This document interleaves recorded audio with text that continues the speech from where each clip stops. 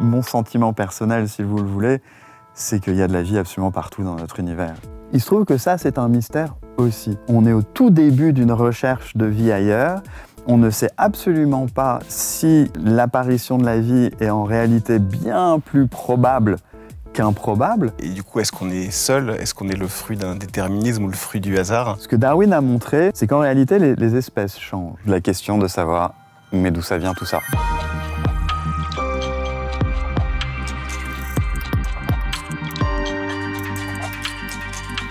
Christophe Galfard, on vous connaissait comme l'un des spécialistes français des origines de l'univers, des trous noirs. Et dans votre nouveau livre, La vie à portée de main, on vous découvre également érudit quant aux origines de la vie.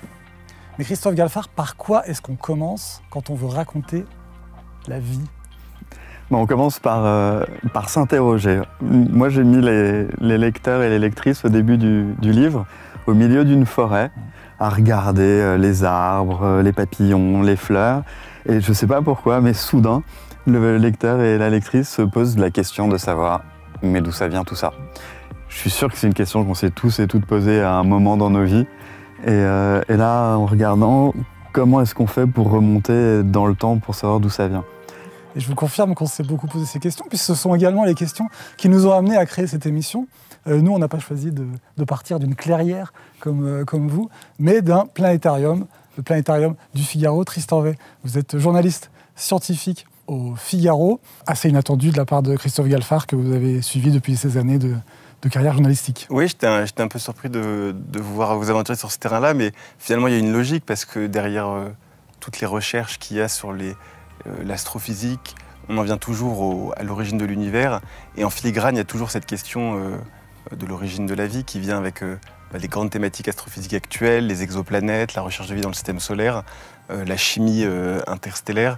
On voit bien que voilà, tout ça a quand même vocation à essayer de comprendre pourquoi on est là, et du coup, est-ce qu'on est seul? Est-ce qu'on est le fruit d'un déterminisme ou le fruit du hasard? Et donc c'était intéressant de vous voir vous questionner là-dessus. On remarque quand même petit à petit qu'il y a beaucoup de choses qui sont interconnectées. Et de la même manière qu'on cloisonne souvent les élèves en bon en français, ou bon en lettres, ou bon en sciences, moi j'y crois pas trop à ces cloisonnements, à ces cases qu'on met un peu sur chacun. Et d'autant moins en sciences, où l'idée globale, c'est d'essayer de comprendre la nature, la réalité, l'origine des choses. Il y a un lien qui est flagrant, comme vous venez de le dire à l'instant, entre l'univers et la Terre. Il n'y a pas une déconnexion comme nos ancêtres ont pu le croire, où la Terre est au centre de l'univers, protégée dans sa bulle, et le reste était complètement différent et centré sur nous. Non, il y a des interconnexions constantes, mais ne serait-ce que le Soleil. Le Soleil, c'est une étoile, c'est la nôtre. Elle nous envoie sa lumière que les plantes transforment en sucre qui nous permettent à nous de vivre. Rien que ça, c'est un lien direct, enfin semi-indirect, disons, semi-direct, avec l'univers proche. Et je sais pas, moi, la curiosité et l'interrogation par rapport aux choses en général, je trouve ça magnifique.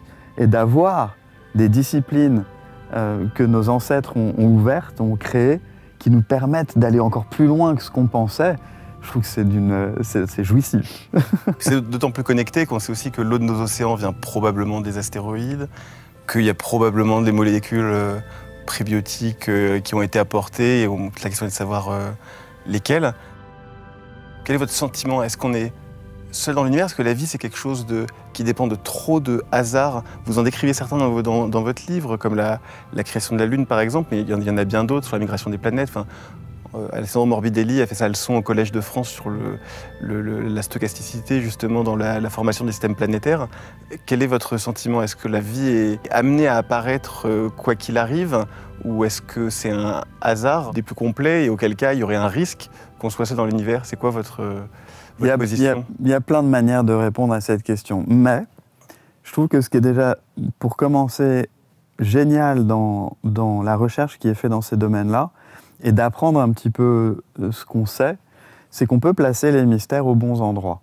Il y a énormément d'interrogations, Mais certaines choses, on a des réponses. Par exemple, on sait plus ou moins de quoi est fait le vivant aujourd'hui sur Terre, ce qu'on ne savait pas il y a 100 ans. Aujourd'hui, on sait. Ne serait-ce que... Voilà, c'est des petites choses comme ça. Ou comme vous l'avez dit, l'eau sur Terre, ça pour le coup, c'est encore un mystère. On ne sait pas exactement d'où elle vient dans sa globalité. Une partie oui, la totalité non. C'est aussi étonnant que ça puisse paraître. Ça, c'est assez drôle. Maintenant, ces questions de hasard ou de nécessité par rapport à l'apparition de la vie dans notre univers, il se trouve que ça, c'est un mystère aussi. Et ne serait-ce que de dire que nous sommes le résultat, nous humains, sommes le résultat d'une quantité extraordinaire de coïncidences, de hasards, d'accidents, c'est vrai. De dire la même chose pour le vivant en soi, on ne peut pas. Parce qu'on n'a absolument pas d'autres exemples. On est au tout début d'une recherche de vie ailleurs. On ne sait absolument pas si l'apparition de la vie est en réalité bien plus probable qu'improbable. Parce que pour faire ça, il faudrait pouvoir faire des statistiques, mais on ne les a pas. Donc on est au début de la recherche des différents éléments et on commence à comprendre ça, mais on n'est pas encore capable de faire de statistiques. Pour aller dans le sens de ce que disait Tristan, c'est également quelque chose qui m'a frappé. Le nombre de paramètres qu'il faut aligner pour, au final, obtenir cette vie. À un détail près, il n'y avait rien de tout ça, quoi. Vous évoquiez, Tristan, une de ces contingences-là qui est celle du couple Terre-Lune. Est-ce que vous pouvez nous la raconter, celle-ci? Parce que je pense que c'est un des exemples les plus parlants de ces contingences qu'on n'imagine pas forcément. On a souvent l'impression que, c'est ce que nos ancêtres pensaient d'ailleurs aussi, que l'état des choses actuelles a toujours été l'état des choses actuelles. Que si on remonte dans le temps 200-300 ans, la Terre ressemblait à celle qu'elle est aujourd'hui, oui. Mais si on remonte bien plus loin, non. Là, on commence à changer, réellement changer. Et ce que ça signifie, ça veut dire que ça signifie que notre planète elle-même possède une histoire. Et qui dit histoire dit début. Et il se trouve que le début de notre planète, on sait comment il a eu lieu et on sait quand il a eu lieu. On sait qu'il a eu lieu à l'intérieur d'un nuage gigantesque de poussière d'étoiles il y a un peu plus de 4,5 milliards d'années. C'est là que sont nées toutes les planètes en même temps. Et on sait aussi, en tout cas on a des indices quand même très très forts qui tendent vers ça, qui nous disent que au départ notre planète n'avait pas de lune, qu'elle était tranquille dans l'espace un peu toute seule, mais pas si tranquille que ça parce qu'étant toute seule elle pouvait tourner un peu dans toutes les directions. On n'avait pas un truc de jour et nuit comme on a aujourd'hui, de stabilité, de cycle, etc. Mais voilà que quelques centaines de millions d'années après sa naissance, bam, elle s'est prise une autre planète de plein fouet. Cette planète, on l'appelle Theia, elle a disparu, mais une grosse partie de Theia et de la Terre a été envoyée dans l'espace, a formé une sorte de nuage de cailloux qui, relativement rapidement, en quelques centaines de milliers d'années, s'est aggloméré pour former une boule qui est devenue aujourd'hui la Lune. Cette Lune qui maintient notre planète dans une sorte de cycle de jour et de nuit qui est bien stable, qui attire nos océans, qui crée les marées et qui permet une activité terrestre qui n'aurait pas lieu sans la Lune. Et vous parlez d'une autre lune aussi dans votre livre, c'est une lune de Jupiter, Europe. Oui, il y a quelque chose. Traces de vie potentielle. Il y a quelque chose d'amusant quand on cherche de la vie dans l'espace, parce que la recherche de la vie dans l'espace est débutante. On est au tout début. On commence à avoir des outils. Vous considérez qu'on est au balbutiement encore? On n'est pas à 10 ans. Ça fait à peine 10 ans qu'on a commencé à avoir des télescopes et des outils qui nous permettraient de détecter quelque chose. Et la question est de détecter quoi? Parce que, par exemple, est-ce qu'on pourrait détecter de la vie sur Terre si on était dans l'espace loin, avec nos télescopes? C'est pas si clair. C'est pas si clair qu'on y arrive. Alors, on se dit, première chose, comprenons ce qu'est la vie sur Terre. On réalise assez vite que si on cherche les éléments de base qu'il nous faudrait pour faire de la vie sur Terre, c'est de l'eau liquide. Parce que tout le vivant existant sur Terre a besoin d'eau liquide et est fait d'eau liquide. Bon, du coup, on va chercher de l'eau liquide dans l'espace, première étape. Là, il y a une chose amusante une notion amusante qui a été inventée, qu'il y ait une zone, la bonne zone, autour d'une étoile pour que l'eau sur une planète qui serait là soit liquide.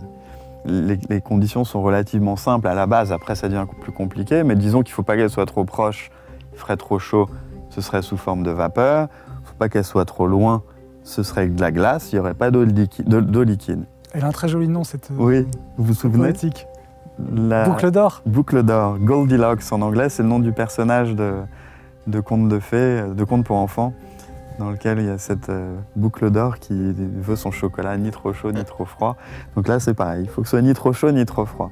Donc pendant longtemps, ce qu'on a fait, c'est qu'on a cherché des planètes qui pourraient être dans cette zone, comme la Terre. Elle, autour du Soleil, il y a la Terre, Mars et Vénus qui sont dans ce cas-là. Bon, après, elles ont eu des histoires un peu différentes que la Terre, mais on pense qu'il y a eu de l'eau liquide à la surface de ces deux autres mondes, Mars et Vénus, il y a longtemps. Aujourd'hui, c'est plus compliqué, mais il y en a eu.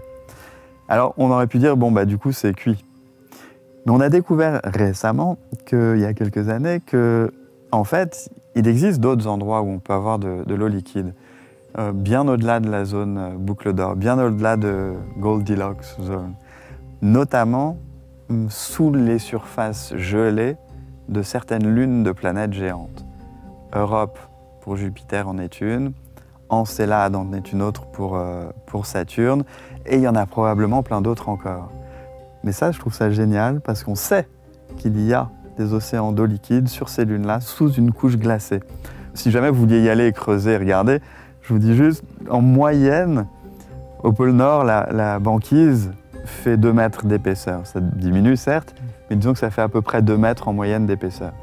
Là, on parle d'une couche de glace sur Europe qui fait environ 50 km. C'est plus gros. Mais sous la surface, il y a plus d'eau liquide que dans tous les océans de la Terre réunis.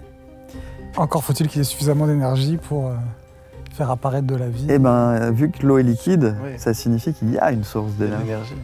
Et on connaît la source d'énergie en plus de ce genre de lune. Et elle est gravitationnelle. Ce n'est pas l'énergie du Soleil. Il y a un petit peu de radioactivité comme sur Terre, mais c'est surtout l'énergie de la gravitation de l'énorme planète qui est juste à côté, qui tord un petit peu les roches qui sont à l'intérieur, crée des frottements, et il y a de l'énergie. Et les petites différences gravitationnelles malaxent, un peu comme on pétrirait une balle, et ça crée effectivement des forces de frottement qui chauffent. Et ça veut dire que peut-être qu'un jour, on pourra aller pêcher là-bas. Vous laissez la porte ouverte. Dévoilez pas tout, hein. Vous laissez la porte ouverte à de la vie ailleurs. Ah ben absolument. C'est pour ça qu'on a du mal à voir en fait, votre sentiment à vous, plus que l'état de vos connaissances, elles sont très claires dans le livre, mais votre sentiment à vous, ou votre conviction à vous. Alors, il y a pas mal de choses par rapport à ça. Déjà, en 1, il y a beaucoup de paramètres qui, étant donné notre ignorance, relèvent de l'ordre de la croyance ou de l'imaginaire. Et moi, je n'ai pas eu envie de briser l'imaginaire ou la croyance des lecteurs en imposant ma vision, qui est ma croyance à moi.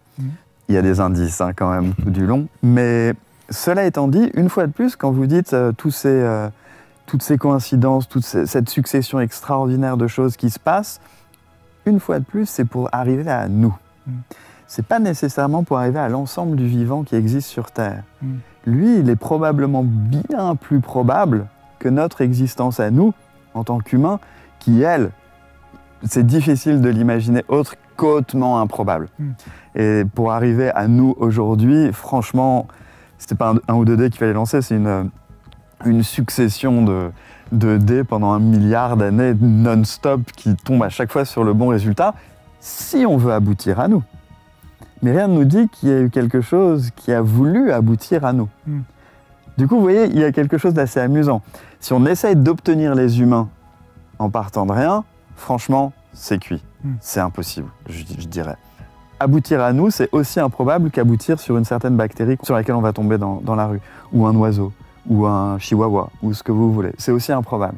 Si vous prenez une espèce quelque part, une forme de vie, la probabilité qu'elle existe 2 fois est 0. En revanche, l'ensemble, ça on ne sait pas.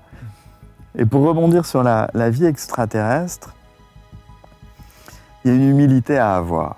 Depuis qu'on observe le ciel, ou même la Terre, les humains on se fait descendre nous-mêmes du piédestal sur lequel nous nous étions mis.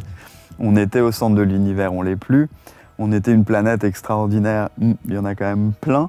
Le Soleil était censé être une étoile vraiment particulière parmi d'autres.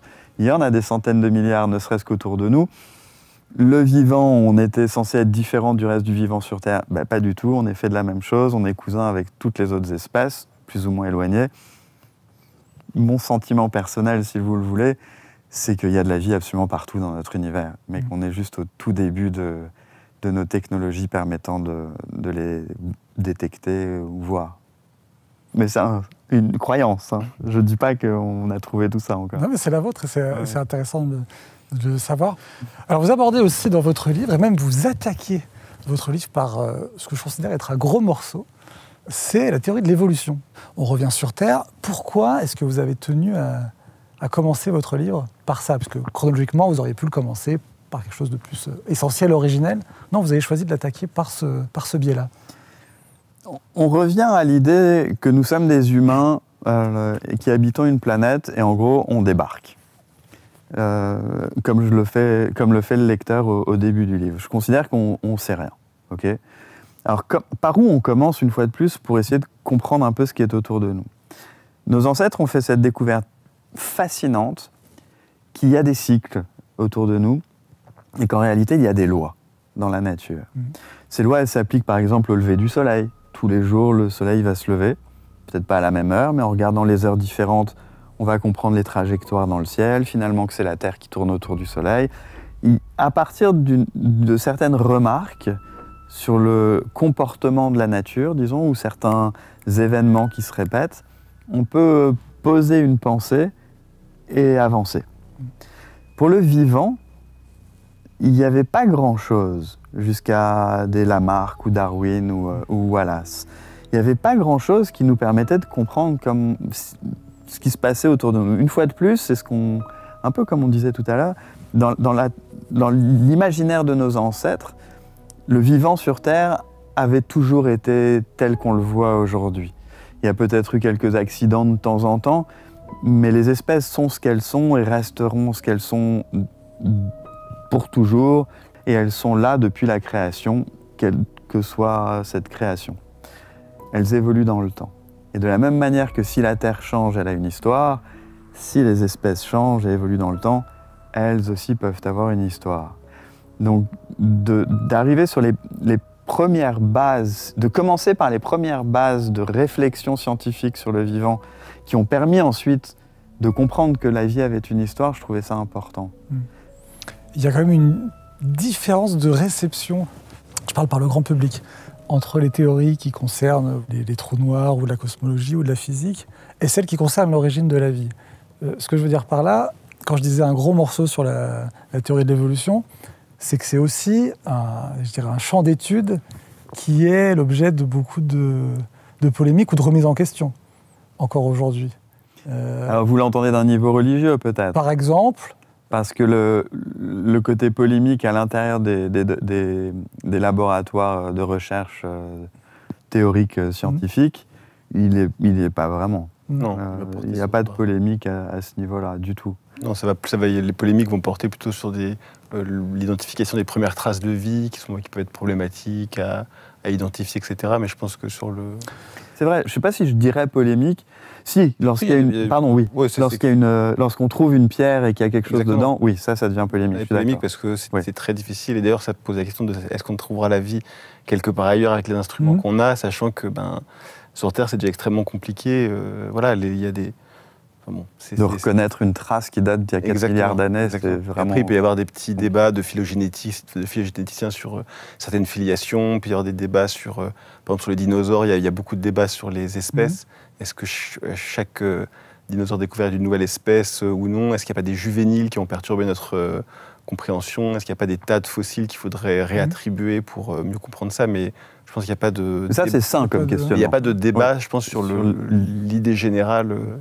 Je pensais aussi à Bergson, et Bergson disait que l'œil était trop complexe. Ça, c'est un truc qui a été résolu. Pour la théorie de l'évolution, ça, c'est plus d'actualité? Non, c'est un truc qui a été relativement résolu. L'idée d'une complexité, c'est un peu comme de se dire quelle est la probabilité pour qu'un humain débarque. dans le vivant. Mhm. C'est zéro, quand on le dit comme ça. Mais vu que dans notre compréhension de l'histoire des choses, il n'y a pas particulièrement de but, c'est un petit peu tourner la question à l'envers que de dire quelle est la probabilité. J'ai un autre exemple, c'est imaginez que vous croisiez une voiture dans la rue. Vous regardez sa plaque d'immatriculation. Je dis n'importe quoi, 583 ZX72. Et vous vous dites, hallucinant d'être tombé sur cette plaque là maintenant. Parce que si a priori vous aviez dit, quelle est la probabilité que je tombe sur cette plaque là alors que je suis je sais pas où, c'est zéro. Mais une fois qu'elle est là, il y a plein de choses qui se sont passées pour qu'elle soit arrivée là. Et la question de la probabilité est fallacieuse. Bon, pour le vivant, c'est une erreur qu'on fait souvent. Et que Bergson, je me souviens pas exactement dans quel terme il parlait des yeux, mais disons n'importe quoi. Disons, moi, je vois un œil, je dis non, sérieusement, c'est beaucoup trop complexe pour que c'est apparu comme ça. Il a fallu qu'il y ait une intelligence derrière, c'est clair. Mais c'est la même chose que la plaque d'immatriculation, sauf qu'il y a 160 000 chiffres derrière. Là. Ce que ça veut dire, c'est que en regardant les autres espèces, en regardant les fossiles qu'on peut trouver ailleurs, on comprend un petit peu mieux comment la vision est apparue et comment petit à petit on pu se développer des organes tels que ceux qu'on a aujourd'hui sans avoir besoin d'invoquer une complexité qui existait dès le départ. On peut imaginer comment un œil peut apparaître étape par étape, étape simple en étape simple, petit à petit. C'est plus le mystère que ça a pu être pour nos ancêtres. Moi, ce qui me fascine après dans le vivant, ça va être... Enfin, je trouve qu'on a eu beaucoup de travaux qui ont montré à quel point les choses pouvaient se développer rapidement, des caractères particuliers, se développer à différents endroits. La coévolution, c'est assez fantastique de voir que la pression naturelle arrive à faire émerger des caractéristiques similaires dans des environnements, juste en sélectionnant des mutations aléatoires. C'est quand même assez fascinant de voir à quel point ça marche, à quel point ça a été validé par des tas et des tas d'expériences naturelles, entre guillemets, puisque c'est des... Et le mot que vous avez employé là, qui est émergé, il est sympa parce que il peut avoir plein de sens différents, ce mot, mais je pense que le sens que vous utilisiez là signifie que, en réalité, la sélection, telle qu'on la comprend aujourd'hui, celle de Darwin, n'est pas une source de variété. C'est plutôt une source de sélection. À savoir que la variété existe, même en nous, même dans les autres animaux, et il y a pas mal de choses qui ne sont pas exprimées. Lorsque des contraintes arrivent, que ce soit des catastrophes ou même des changements dans l'environnement, des choses peuvent se retrouver à être exprimées alors qu'elles ne l'étaient pas avant. Et ça peut apparaître dans différents endroits un petit peu partout. On commence à comprendre ce genre de phénomènes et de mécanismes. Et moi, je trouve ça très joli encore. En fait, je trouve tout joli. Non, mais ce que je trouve assez merveilleux et assez fascinant, c'est de se dire que voilà, toute la vie sur Terre a à peu près les mêmes molécules de base. Il y a la question exactement de la chiralité, les sucres qui sont orientés dans un sens, l'ADN qui est orienté dans l'autre, identique pour tout le vivant, qu'on ne retrouve pas nécessairement dans la chimie interstellaire. C'est-à-dire les molécules qu'on trouve dans l'espace sont beaucoup plus variées et variables que ce qu'on trouve sur Terre. Quand on regarde le développé des molécules chimiques qu'on trouve sur un astéroïde, on trouve vraiment tout et n'importe quoi. Des chaînes de carbone faites dans tous les sens, n'importe comment, avec tout un tas de possibles. Sur Terre, tout a été sélectionné par le vivant. Le vivant vraiment sélectionne, et on a une diversité chimique qui nous paraît énorme sur Terre, qui est en fait beaucoup plus réduite. Et là, ce que je trouve fascinant, ça laisse penser que voilà, une fois que le vivant est apparu, une fois qu'il a été sélectionné, d'un coup, il a tout écrasé et il est inarrêtable. Et il y a une espèce de balance comme ça entre le vivant qui, de toute évidence, n'apparaît pas facilement parce qu'on le trouve pas, on a du mal à le trouver dans le système solaire. Donc on se demande s'il est si facile qu'il apparaisse. Et une fois qu'il apparaît, par contre, le sentiment qu'il écrase tout et qu'il est quand même très très résilient, quoi. La Terre, elle est passée sur plus de 3 milliards d'années par des phases extrêmement variées. La durée du jour a changé, les climats ont drastiquement changé, et le vivant change, s'adapte, survit. Et quand on dit s'adapte, on a toujours la mauvaise image de penser qu'il s'adapte par volonté de s'adapter. Oui. C'est juste que, comme vous l'expliquez, il y a une certaine variété du vivant, et quand il y a des goulots d'étranglement comme ça, il n'y a pas grand-chose qui survit, mais il y en a un petit peu, et tout de suite après, naturellement, une grande diversité qui qui reprend, et la sélection réopère, etc. Il y a une espèce de mouvement comme je trouve ça une méduse, quoi, mais comme un cœur qui bat comme ça. Le vivant, voilà, ça, c'est des extinctions massives, des espèces de goulots, puis ça redisperse, et puis ça recommence. Et on a l'impression que ce mouvement-là est inarrêtable, et je trouve qu'il y a un truc un peu, un petit peu antinomique entre la difficulté de faire apparaître du vivant et la capacité de résilience qui est là une fois qu'il apparaît. Ça, dans la première partie du livre, je fais traverser le lecteur toutes ces étapes de la vie de notre planète. Et c'est fabuleux de voir à quel point notre monde, si on se projette dessus il y a quelques centaines de millions d'années, c'est un monde extraterrestre complètement.